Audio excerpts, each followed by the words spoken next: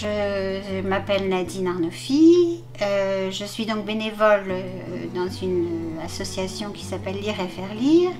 J'ai 67 ans, je suis grand-mère avec 6 petits-enfants, j'ai 3 enfants moi-même et j'ai un goût très prononcé pour la lecture, ce qui me fait effectivement venir à cette association.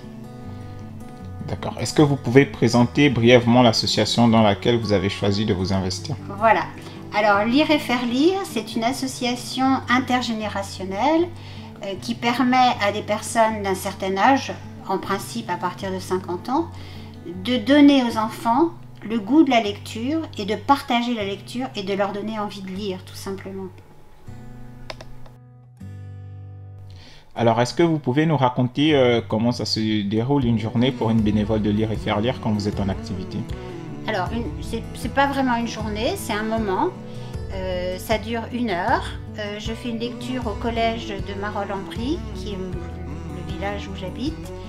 Et en fait, on fait une lecture partagée avec, quand je dis partagée, c'est parce que les enfants lisent aussi.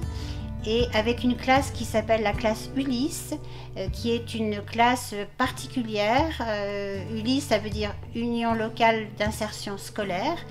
Et donc, je passe 1 heure avec les élèves et c'est un partage en fait, voilà. Et ça ne me prend qu'1 heure dans ma journée, tous les mardis, toutes les semaines, de pratiquement toute l'année scolaire.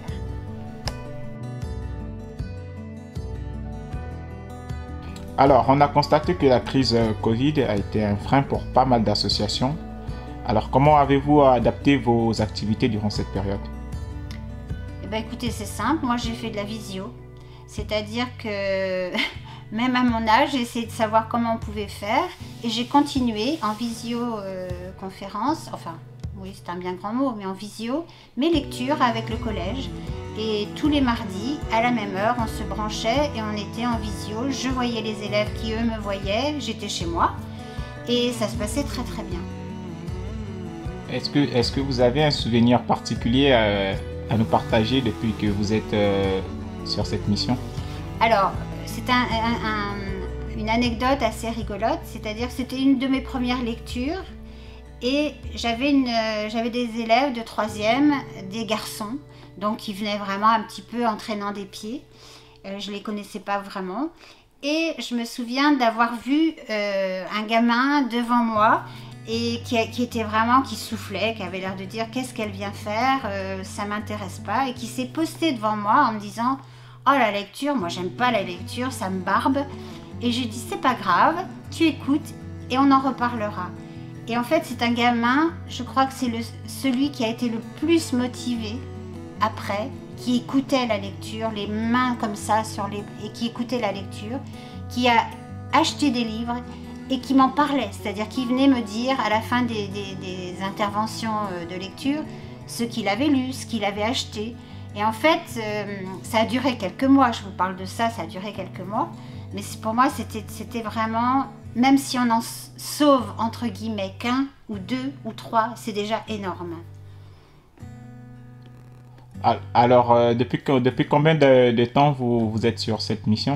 Alors, ça fait maintenant une quinzaine d'années que j'interviens pour Lire et faire lire. Au collège, ça fait 15 ans. J'interviens aussi dans la bibliothèque de ma ville de Marolles-en-Brie. Bon, il y a eu la coupure quand même avec le Covid, parce que ça a été un peu compliqué.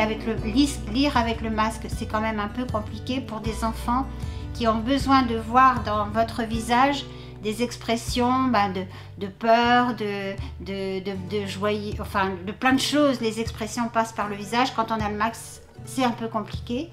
Donc il y a eu des moments où effectivement j'ai pas pu lire du tout au niveau de la bibliothèque. Mais donc ça fait, et j'ai l'intention de continuer parce que c'est très porteur pour moi, mais pour eux, mais surtout pour moi aussi. D'où vient ce goût de la lecture? Comment c'est venu? Comment ça a commencé? Alors ça fait très très longtemps que je lis. Je me souviens, il y a eu des coupures, mais pour moi ça m'a sauvée. J'ai eu un problème de santé assez important, j'ai fait une dépression assez sévère et la lecture m'a sauvée. C'est-à-dire que quand j'ai eu toute une période où je ne pouvais plus lire et quand j'ai repris la lecture, ça m'a permis de m'échapper, de faire quelque chose de ma vie avec la lecture et ça m'a réellement sauvée ça sauve de plein de choses la lecture, c'est un outil merveilleux en fait. Quel est votre auteur préféré? Alors ça va être compliqué parce que j'ai plein d'auteurs préférés, c'est vrai que j'aime beaucoup Delphine de Vigan, mais bizarrement j'aime aussi des classiques, je lis encore des classiques, anglais ou français, mais je lis des classiques. Mais je suis assez éclectique en fait dans mes choix. C'est plus l'histoire et surtout la façon dont écrit l'auteur. L'écriture m'intéresse aussi énormément. Quel serait votre mot de fin? Mon mot de fin, ce serait de dire aux enfants et aux parents surtout, lisez à vos enfants. N'oubliez pas l'histoire du soir, vous leur apprenez quelque chose et c'est surtout un partage, c'est une émotion, c'est des sensations, c'est des moments merveilleux et ça c'est très important, même si ça dure pas longtemps, mais c'est très important.